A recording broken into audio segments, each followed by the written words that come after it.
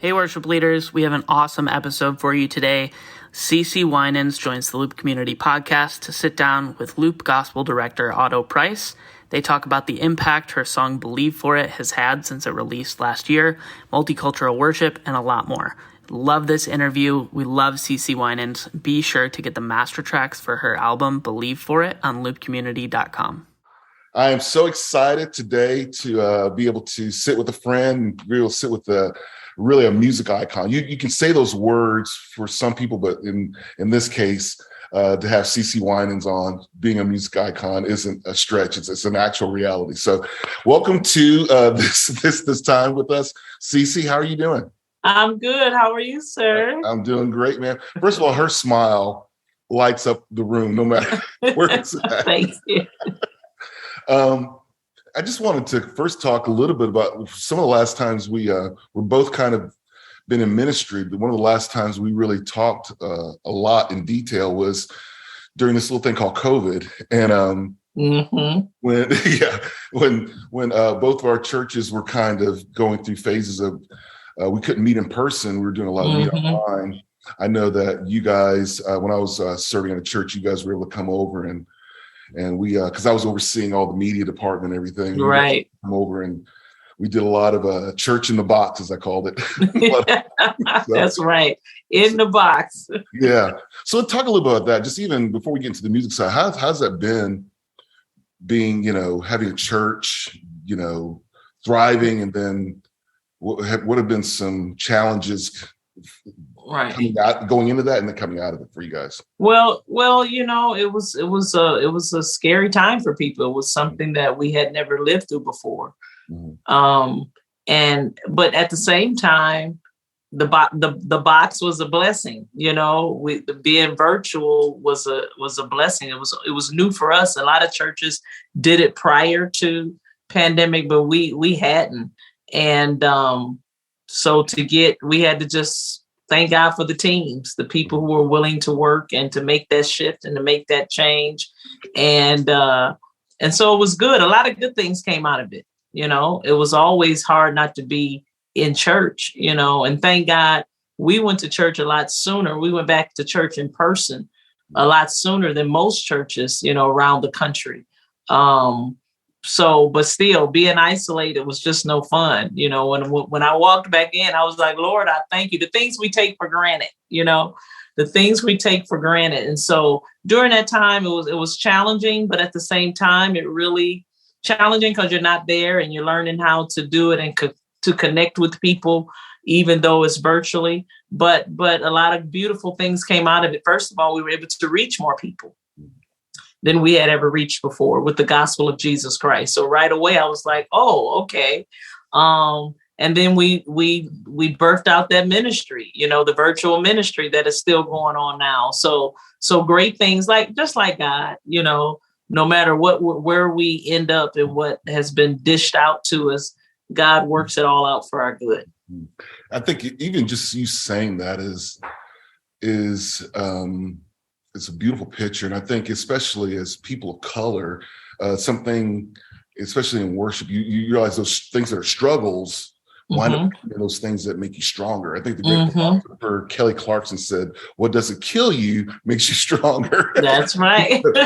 So, but even in that, as a pastor, one of the questions, especially in a lot of spaces, a lot of times I work with a lot of artists and like a lot of CCM artists or a lot of pop artists, that aren't more Black gospel or even people of color. And so the idea of being an artist and being a pastor isn't a thing to them sometimes. So you don't see like if Toby Mac doesn't have a church or Michael W. doesn't, he's touring, but he isn't coming home every Sunday and have a church. It's rare when you have the Marks of the world that's in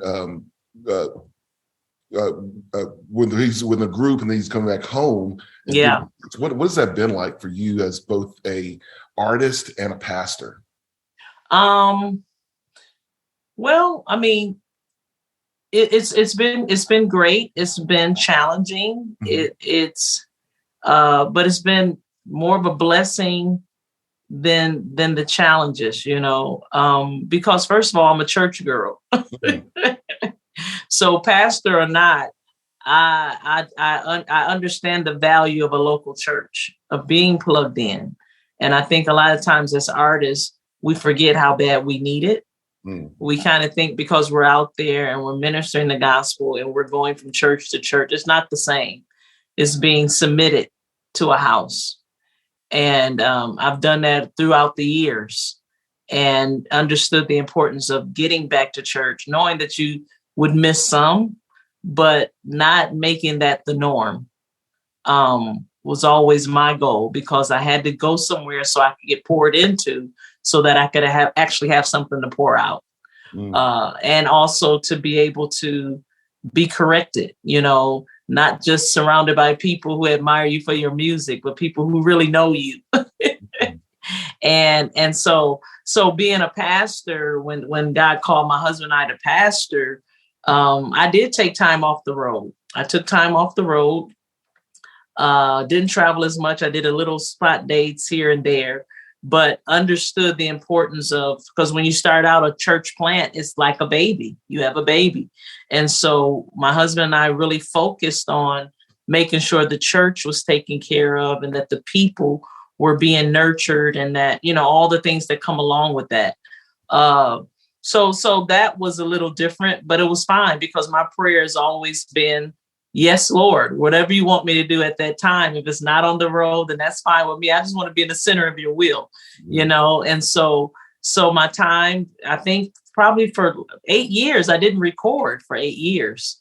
I sang here and there. And the next song, the next CD I put out was Let Them Fall in Love. And it had been 8 years prior to that. And it was because we were so focused on the church. So it was different, but it was ministry. It was still ministry. And now doing it on the road and coming back home, again, it's something that I've always done as far as trying to get back on Sunday. I don't make it back on every Sunday, but more Sundays than not. I'm there in the seats and in worship with my church. Yeah. And that's, you always hear balance is what we aim for, and it's hard to choose. It feels like you got a rhythm. How do you balance those two? Or are there people in your life who, I know the Holy Spirit, but I mean, do you have people like, hey, you need to set something down and pick some, you have an artist career, the record's popping, you got to go tour. How do you balance all that? Well, I'm about to tour now, and I'm touring for the most part. I'm doing 3 days a week. I mean, of course, when I was younger, I did a lot more days in a row. But coming out now, it's been a while. So I'm doing 3 days a week, and I'm doing, for the most part, it's Thursday, Friday, and Saturday. And I told them I want to be home on Sunday. I want to be, and I know artists who I didn't realize. Let me see, is it no, not Third Day? Is it Third Day or Mercy Me? I think it's Casting Crowns. Casting Crowns. That's who I'm thinking of. I didn't realize until later on that they've been doing it for years, because they were pastors. They were youth pastors and music pastors and all of that. So it can be done, but you have to set the boundaries. I can't allow my career to set my boundaries for me, because I probably wouldn't be married today if I had done that years ago. My kids wouldn't know who I was. So you have to have your priorities straight. And as an artist, you have to understand that if God called you to do it, He's going to make sure you can do it, but He wants you to have balance, and you have to create those boundaries. So yes, I tell my managers, whoever's involved, this is the deal. I need to be home. and yes, are there exceptions? Yeah, but it's that opposed to that being the norm. I'm always home as much as possible. Yeah. It's interesting you say that, because, talk about balance, and in this world of people, you're almost asked to pick a side. And you may not have this answer, but like if somebody were to meet you in the airport, and they had never heard of the Winans, or had, for that matter, ever heard of music, they said, "Hey, so what do you do?" I mean, what would your LinkedIn tagline be? Pastor, artist, or does it depend upon the day? Or what do you feel like that? What do you? I'm a servant of Jesus Christ. And when that's the overall, if that's the main core of who you are, then it's through that you create the balance of everything else. Trying to put on different hats it wears you out. It's too much. So I'm a disciple of Jesus Christ. CeCe, a disciple who sometimes singing, sometimes she's preaching, sometimes she's being a grandma at home, but at all times it's the same person, because if you don't do it like that, then you're not going to get the right balance. Mm-hmm. You understand what I'm saying? If you say, well, I'm just this, because then people will look at you as just this, and they're not considering everything else. Mm. Does that make sense? Mm-hmm.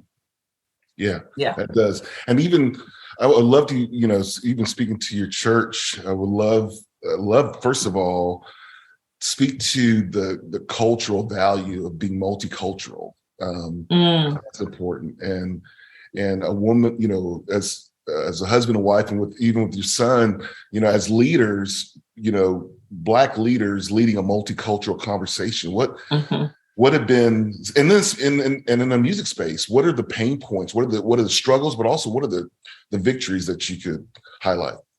Well, I just feel like that's what heaven is going to be, multicultural is the church. We'll figure it out now. Church, huh?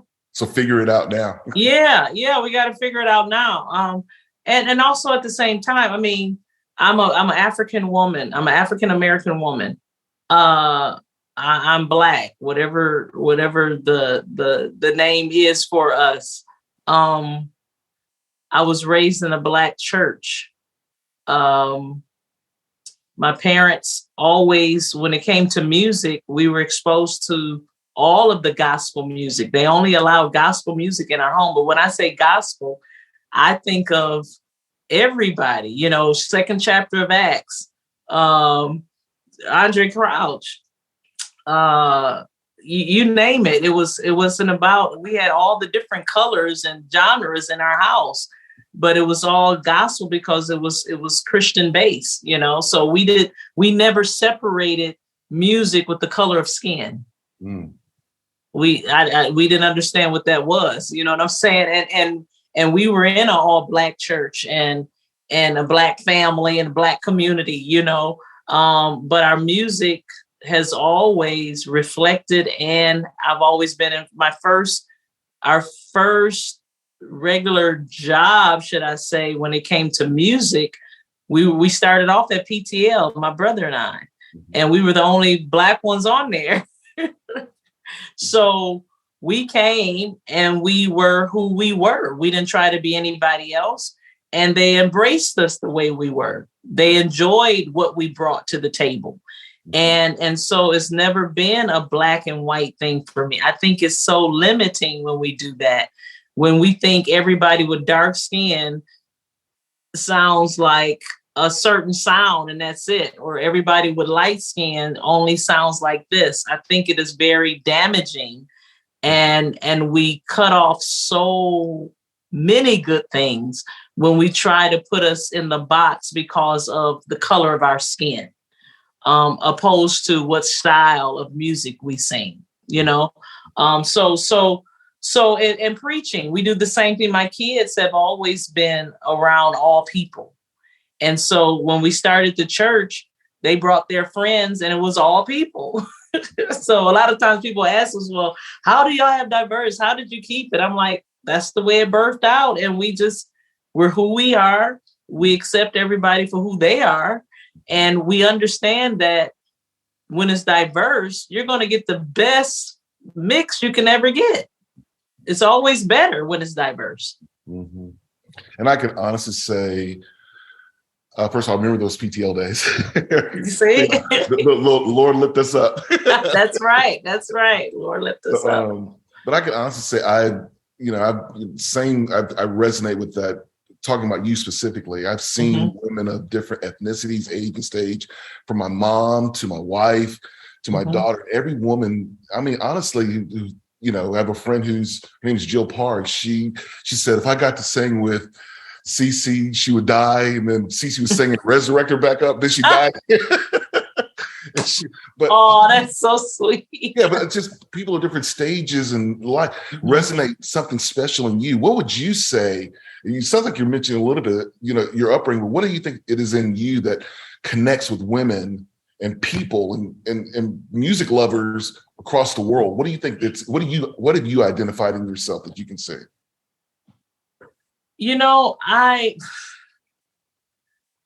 I really don't know. I mean, all I know is that I have been 100% of who I am. And I think people resonate with that. I think it's so important that we all understand. And I give that credit to God. I give that credit to my parents. I give that credit to the atmosphere that my siblings and I grew up in, that they really encouraged us just to be who we are. Even when you look at the Winans family, we have Marvin who gets on all of our nerves because he's so good of a singer. You know what I'm saying? And then you have BB and you have Daniel who had more of a country type style. All of us were different, but we all celebrated one another and we understood our strengths and our weaknesses, but yet we knew we were part of the puzzle. You know what I'm saying? I think everybody has to understand that when we're all uniquely made, and it's just like working on a puzzle. You can get 1,000-piece puzzle or a 3,000-piece puzzle. And if you're missing one piece, the whole puzzle's jacked up, right? You do all that work and it's like, oh my God, where is that one piece? And I think when we understand the value of who we are, simply because that's the way God made us, then I think people relate to that. You know what I'm saying? I grew up with the Clark sisters who were singers. You know what I'm saying? So I had to understand very quickly on in my career, just be who you are.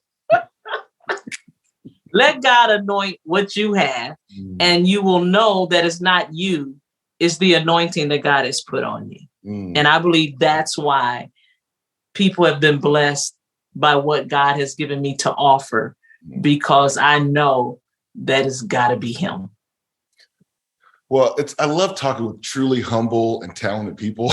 Like a mutual friend of ours, like Tommy Sims. I talked to him a couple of days ago. Oh, I love Tommy Sims. Oh, he's I can go on for days. Oh my God, he's the best. Yeah, but I just talked to him about what, music stuff. And he says, yeah, I play guitar. I'm like, no, Tommy, you play everything crazy great. He plays everything. Yeah, that's amazing. Yeah, but you're in that. You're in that camp. But it reminded me of, you were talking earlier about your beloved nephew and my good friend Juan, about him talking about your family. He said that time when he wasn't sure he was going to go into the family business. Like he did a session when he was like 5 or 6 and thought, oh, this is scary to me. And he kind of put it down till he was like 16, and then it kind of came back up. But he got inspired by a few people around him. But who were those people that inspired a young Priscilla to get into, or young Priscilla Marie to kind of go, you know what, I want to do music? Well, first of all, I was made to do it when I didn't want to do it. The parents could care less what you wanted to do. Right. They recognized that we were gifted to sing and in music. And so we really didn't have a choice, my brothers and I. But I started it. We always loved it. We had fun, doing it. But whenever I saw, I don't know, I was inspired by a lot of people. But Tremaine Hawkins would be one of my favorites. Her voice was amazing, but she was such a lady. To me, even to this day, she is just beautiful, beautiful inside and out. And I saw her love for the Lord, as good as she could sing. And today her voice is still crystal clear. Oh my goodness. But her love for the Lord was bigger than her gift. And I could see that. And so inspired by her, inspired by Andre Crouch. His music was of quality. It was, again, the first concert I went of his, that was the first time I saw everybody. I saw diversity, and I'm just like, oh my God, our music can do this, and to see his international ministry that he had, you know. And so he really challenged my family and I to give excellence, you know, that gospel music deserved excellence.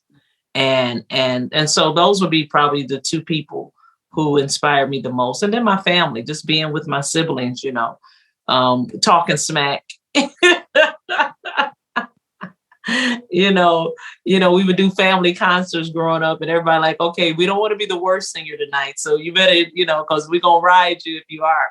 So that always inspires you to do more and to try to be your best self. But you know, singing gospel and sharing the good news, I'm inspired by the love of God. You know, that's the thing that keep you going, life itself, and knowing that when we sing gospel music, we give life. Mm. One thing I've heard that I was going to ask you about your new single, well, not new single, but the new version of "Believe for It." But before I go there, is it true that that record was your first worship album you recorded? First live record. First live one. Wow. Okay, that's crazy. I know. Because I feel like you always sing live and you always do worship. Right, but live, I've always just did that on tour. And never recorded. I recorded that. It was a live video that I did, Throne Room. But a live record, I never released it as a live record. And I love the studio, you know, I love being able to do it over and over and over again. And so I just never took out time to do a live record. BB and I never did a live record. They were all studio. So this is my first live record. Yeah. I do have a quick story. We were, you, me, and Shannon Sanders, we were working on the, your song in the studio. And I just remember he and I both in the studio, you were like, I want to fix something. I'm like, her fixes are most people's, what they want to attain to. But that's just crazy. But even speak to that, Believe for It. Like, you have a new Brazilian, is her name Gabriela Roca? That's right. So are you going to be singing in Portuguese? I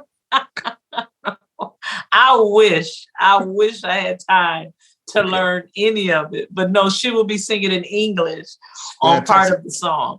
Part of the song. Most of it, you know, I'm doing English, of course, and she's doing Portuguese. And she's amazing. She's amazing. And I was so honored that she was recording the song. But she's on fire for God. That little girl can sing, and she has a heart for God. And so I'm excited about that. It seems like that song, first of all, that record has impacted the globe. How have you seen that? Obviously, you got an artist like, she's from Brazil, or she's from Portugal? You're from Brazil. Brazil, yeah. You got a Brazilian artist, you know, that's resonating with the. Are there other things that you've seen that song or that record has done? Yeah, it is reaching around the world and touching people. And it's showing me what I already knew. And that is, this record, these songs are way bigger than me. You know what I'm saying? That was my prayer for it to be. When I did this record during such a desperate time, I had intercessors come. A lot of people don't know, but we couldn't have people really in the audience. And so I had a few intercessors come. I think at that time you could have 50 people. And, you know, doing your first live record, I thought I was going to be in front of 3,500 people, you know, and I'm like, what? I can't have anybody. So I was like, okay, Lord. But it was such a desperate time. I just had them interceding that God would anoint this record like never before, and that people who were isolated would feel his presence, that miracles would happen, that people who couldn't go to church would feel like they were in church, you know. And that God would just do the miraculous with it, you know, that when people heard it, they wouldn't hear me, but they would hear him, you know, and when I picked the songs that would keep them in the right atmosphere, you know, throughout the whole. I don't like when you're being jerked from one thing to something else, but that flow. And so I wanted people to be touched by him, and I wanted it to touch the world. And so when you hear Gabrielle doing it and hearing the testimony on why she's doing it, knowing that song, Believe for It, it was an amazing song that Kyle and Mitch Wong and DeJuan Hill wrote. And I wrote the tag. You said it, I believe it is done. That's sorry to interrupt. That's the sweet spot of that song, because you can tell you're not just singing, you're prophesying. Yeah. And I realized it was an urgency for the church and for the people who were hurting to hear that if you still got to believe, don't give up. People were giving up. They were literally fighting for their lives, losing loved ones left and right. And it's just like, you got to keep believing for it. You got to believe for the impossible. And so it was birthed out of urgency. And so I just felt like it was something that the church needed to be revived. Yeah. So I'm excited about hearing about what it's doing around the world. It's just like, oh my God. Actually, I got a text today from DeJuan. He texted all of us that were part of the recording of the record. And he got a testimony with this young lady who had a tumor. And she was on a worship team singing Believe for It. And while she was singing Believe for It, she felt something like click in her brain and went back to the doctor, and the tumor is gone. I got that today. I was like, what? Thank you, Jesus. So that's not me. That's not them. That's God wanting to do something. So what an honor it is to be a vessel of his. But that was our prayer, that miracles would happen. Yeah. Well, my last question, I won't hold you up. Just tagging off of that, if we believe for it, and I've worked at record labels, so I know you may maybe not be able to answer this question, but what new projects are you believing for, ministry endeavors that you're working on that you're excited for to see in the next few years? Well, we're talking about some things right now, but one thing I really want to do, I want to create something here in Nashville that people will come to see. My time is not up. I thought it would be up so I could be at home with my grandbaby, but it's not. But I want to create something that just like people come to the Grand Ole Opry and listen. I just feel like if God would bless me to create an atmosphere and a gospel presentation that people will come and experience who Jesus is, So that's something that I'm working on. So I won't have to travel out as much. And then we're trying to figure out what the next musical recording will be. I'm not for sure. I want to do something in me, want to do a record of just Andre Crouch. I feel like this younger generation needs to be connected to Andre Crouch. It's still good. It's just still it's just the most powerful catalog that I've ever heard. And so I want to do that. But not sure yet what the next one will be, but we're talking about it now. Well, whatever it is, I know for sure it's going to be amazing. I know. And I know I play bass. Well, thank you. Oh, yeah, it's just true. And I know as a bass player, that's what I do, but I'm going to just throw it out. Oh, you do bass. So you produce and bass. Okay. Yeah, that's what I do. But as far as a singer, if you want somebody to show a before and after, you be the after. You should be the first one. Okay. Yeah. Like, it gets better. No, thank you so much for your time. And you got it. Thank you so much. This has been great. And we look forward to seeing all that's going to happen. And I'm excited to hear this new song too, a new version of Believe for It. Yeah. God bless you. Thank you. Love you. Talk to you soon. Bye-bye. Love you, brother. This is Matt. Thanks for listening. Hey, let us know what's the main thing you learned from today's talk. Write it down in the comments. Send us a DM. We hope to hear from you soon.